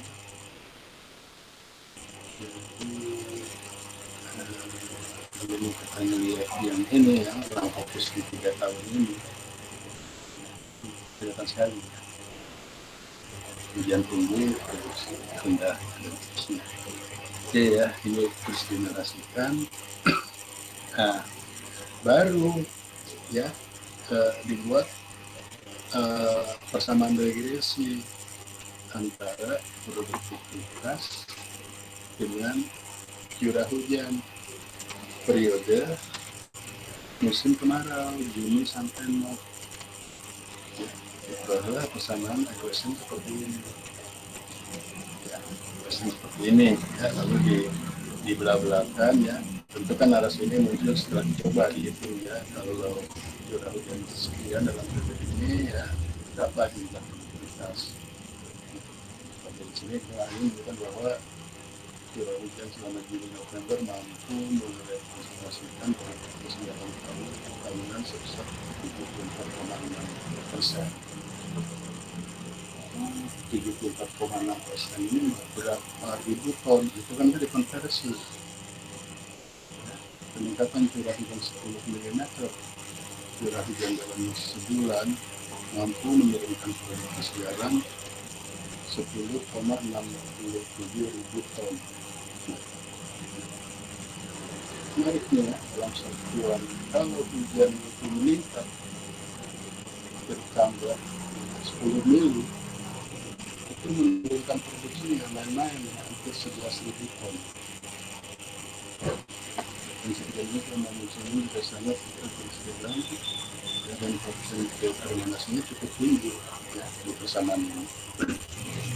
Ya. Nah, jadi ini tadi kan ya bagaimana pengaruh curah hujan pada curah musim kemarau terhadap produktivitas ya sampai dihitung frekuensi hari hujannya, jumlah hujan. Yang berikutnya pengaruh ENSO ini yang mau menyinggung saya tadi. ENSO terhadap garam. Kalau tadi kan hujan, ini pengaruh ENSO tadi juga dari nilai soalnya pada periode musim kering yang sampai dengan ketemulah ini curah hujan di musim produksi itu yang diprediksikan curah hujannya berdasarkan soil belum ke produksi. Nah, persamaan hujannya seperti ini 12,55 soil di periode musim kemarau ditambah 142,1 ketemu curah hujan produksi. Nah, lalu dihitung AAMH ya, anomali awal musim hujan ya, kan seharusnya sudah ketemu tuh ya. Ketemu lalu diregresikan diversikan ya. Nah diteroleh seperti AAMH min 2, ya dikalikan dengan soi bulan September kurangnya 3,55. Makin positif soi, ya, artinya kan makin lanina kan, semakin negatif AAMH-nya. Kalau semakin negatif ini kan awal musim hujan, kalau negatif dia maju ya, akan mengakibatkan awal musim hujan dia lebih awal maju daripada rata-rata. Jadi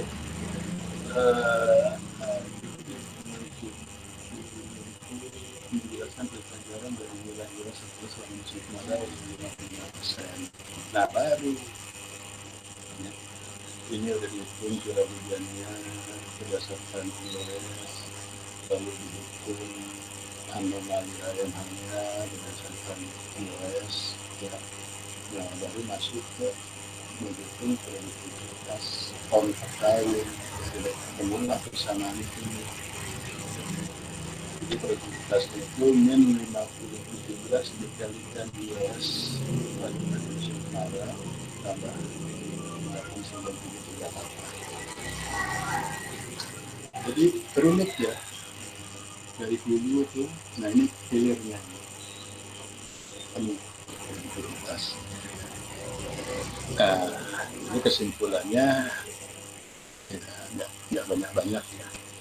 Curah hujan memberikan dampak negatif pada kenaikan konsentrasi air garam jelek ya. Kalau hujan itu salinitasnya jelek, pengaruh hujan menjadi semakin besar pada kolam pemilihan yang semakin pekat. Jadi kalau kolam itu air garamnya pekat, ini diakibatkan oleh curah hujan yang makin besar. Loh, bukannya kalau hujannya banyak jadi encer ya. Begitu ya pikiran kita ya. Peningkatan curah hujan dan pada tapi yang jelas di sini ya, pengaruh hujan akan semakin besar pada apa, kolam air yang air garamnya pekat. Pengaruhnya pH selama musim produksi garam Jolinek dapat dijelaskan oleh soy selama musim MK rata-rata sebesar 0,73 bagus ya. Sedangkan anomali awal musim hujan pengaraman 1 dapat dijelaskan oleh soy September. Karena itu kan tertarik ya peduli mau tahu AMH itu pengaruhnya oleh soy yang mana sih, soy September. Kemudian produktivitas garam tahunan dijelaskan oleh produktivitas soy sebesar 55.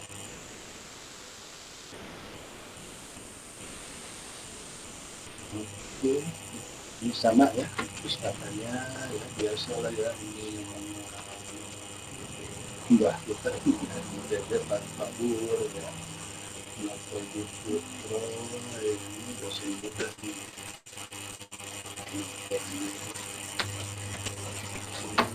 kemudian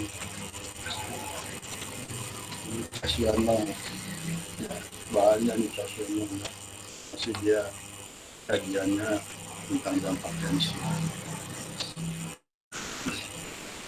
Oke ya, kalau bikinnya ya memang umum ya, statistik penelitian. Nah, saya suka begini, Newik kan 2006, memang harus gitu ya. Saya keren kan ya, orang luar sana ya, dari luar negeri gitu. Karena kan Sudiana ada, siapa lagi pengarang statistik yang dari IPB yang terkenal Pak Martis ya dulu itu dekan statistik. Maksudnya nggak harus weight BS gitu, statistik itu lipat deh jalannya sama. Oke ya, jadi kira-kira ini bisa saya sampaikan di pertemuan ini juga sama ya seperti biasa gitu ya, menjelang 10 ada, dan setelah itu ya udah lah gitu ya, bergabung. Silakan kamu lanjut ya, melanjutkan tugas-tugas ya, silakan.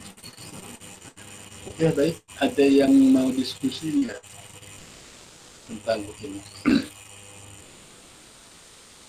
Jadi pesan saya ya, semua materi-materi pembahasan yang kita bahas itu bisa dijadikan acuan pedoman kami untuk menyusun ya, dari hasil maupun proposal sekarang ya. Tambah ada gambaran ya. Tidak usah fokus ke tema yang dibahas ya. Namanya pola penelitian ya pasti seperti itu. Oke, silakan. Kalau mau ada yang diskusi, tanya-tanya, monggo.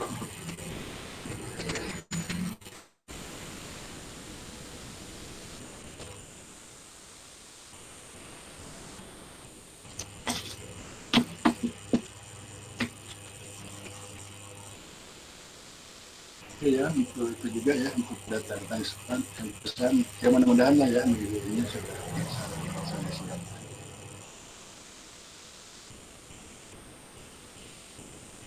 Karena kita juga sedang disibukkan ya dari Menpan RB ya kan, semua ASN itu kan termasuk dosen harus isi aplikasi MySnap itu macam-macam yang ditanya ya, padahal dulu saya pernah mengisi tentang identitas lah sebagai ASN dari mulai keluarga saya itu sampai keluarga. Orang ternyata yang diminta peran-perannya itu ya kayak foto-foto keluar dan segala macamnya harus di scan, apa di scan, mungkin pekerjaan juga. Jadi ini kan tadinya akhir Oktober sudah selesai, lalu ternyata memang banyak belum selesai ya. Mungkin bukan hanya STMKD saja, kan itu kan pasti yang lain-lainnya juga. Ya malum ya, kalau orang udah bekerja 40 tahun itu kan dokumen itu berserakan di mana-mana. Seperti saya kan, waduh mana ini SK calon PNS saya nih, CPNS saya. Itu pasti ada, itu ada ya. Kan karena sering dikeluarin, dikeluarin, taruh dari mana, gaji mana. Itu kubuk-kubuk lagi, ijazah. Ya, kami gitu sedang sibuk ya mengisi aplikasi MySap. Oke, silakan. Ada yang mau diskusi?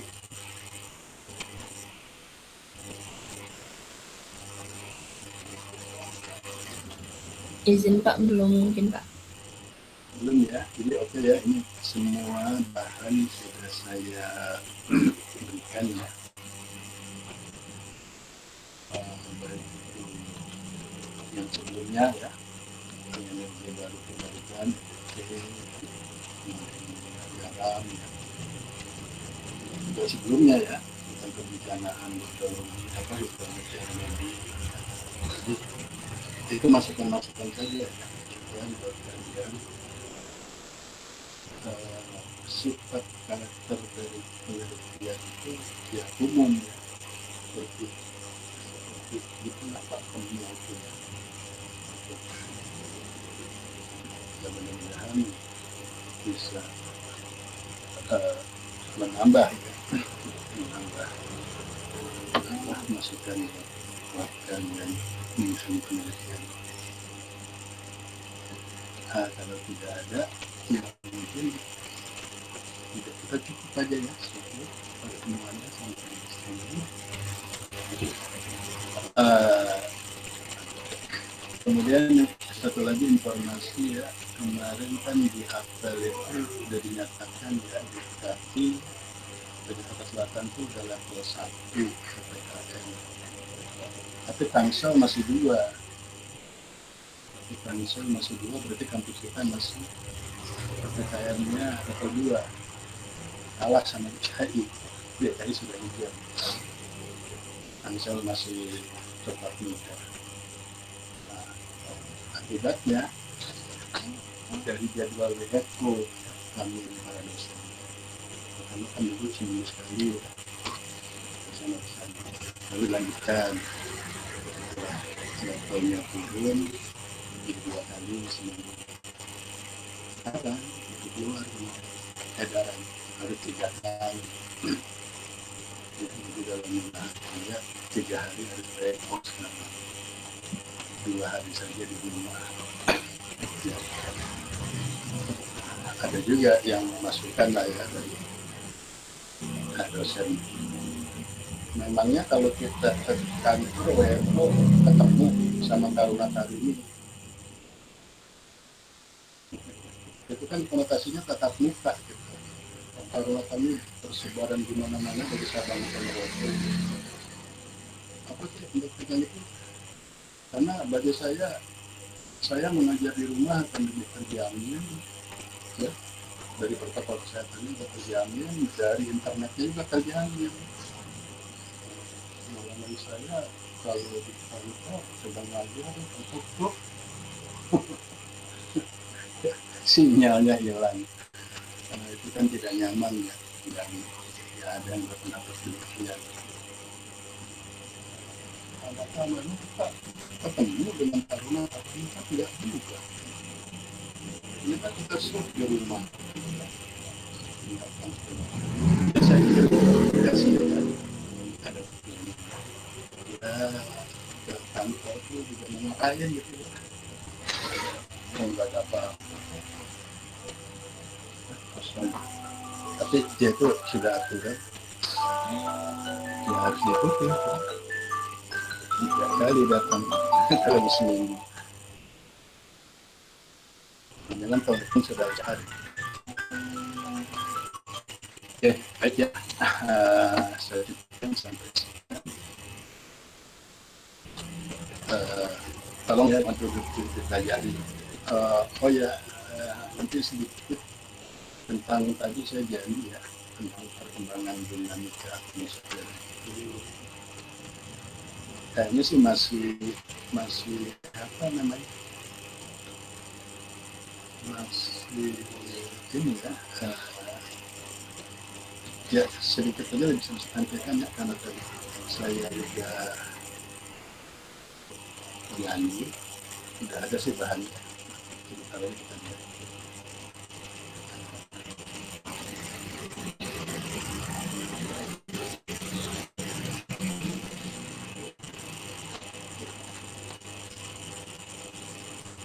Ya. Jadi ini udah di-update baru kemarin aja ya, dasarnya 2 November ini. Kita fokus aja lah mau ngelihat apa namanya, ngelihat Enso dan IOD-nya ya. Nah, ya, sampai 2 November kemarin ya, jadi memang benar ya, masih dingin ini ya di Pasifik ya, dan di sini juga masih positif ya, positif. Tapi ini di Laut Jawa ya ada sedikit dingin ini apa namanya suhu lautnya yang akan sedikit mengurangi penguapan sol ini ya, dan ini prediksinya nanti ya Desember masih bertahan, sudah ini ya, Desember, Januari, Februari udah mulai pecah gitu ya, Maret ini sudah mulai pecah ini. Tapi memang ke arah Nino kayaknya nggak ada lidah merah di sini, nggak ada sampai pertengahan tahun 2022. Ini biasa ya prediksi Ensonya. kalaupun ada masih beberapa model lemah ya, -1,5 sampai -1. Ya, kita masih sampai dengan nanti FMA 2022 masih. Kemudian kalau IOD, IOD-nya sudah netral nih. Sekarang masih pas ya di batas -0,4. Tapi berikutnya nih akhir tahun sampai pertengahan 2022 akan netral. Tuh. Karena tadi kalau dikaitkan dengan produksi garam ya, kan ini dilihat. Makanya tadi ada generasi ketika IOD netral juga ya, nah itu gimana? Nah ini kan kelihatannya nih nanti ke depan IOD-nya akan netral dan ENSO akan minah, gitu kan? Ya, weak. IOD netral, minah weak. Biasanya mereka akan mencari tahun-tahun yang menyerupai. Ya. Menyerupai ketika kondisi dinamika seperti ini, kayak apa ya, produksi garam. Ya, saya pikir ini aja ya info yang buat kita ini ya bisa dipedomani, istilahnya bisa dipedomani. Kalau ini ya, ini kondisi ini memang lanina ya, dari ENSO atlet ini. That La Nina will occur whether is an indication the most of the physical processor of anything. Kalau yang lain-lainnya udah nggak masalah. Curah hujannya segala macam itu standar. Jadi itu ya sedikit tambahan saya. Kondisi atmosfer kita masih seperti itu. Oke, baik. Mungkin saya cukupkan dulu. Sampai di sini kita bertemu lagi minggu depan sudah dengan topik yang berbeda. Terima kasih. Assalamualaikum warahmatullahi wabarakatuh. Saya izin untuk live ya. Terima kasih. Waalaikumsalam warahmatullahi wabarakatuh. Terima kasih, Pak.